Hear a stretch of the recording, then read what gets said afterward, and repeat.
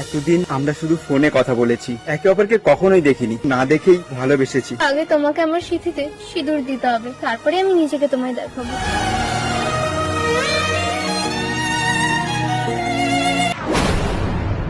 খুব অবাক হলো তাই না?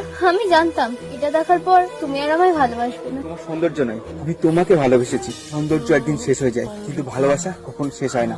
ভালোবাসা চিরস্থায়ী হয়ে থেকে যায়। আচ্ছা, আসলে আমি কেমন সেটা এবার তোমায় দেখাই। আমাকে একটু সময় না, আমি এখন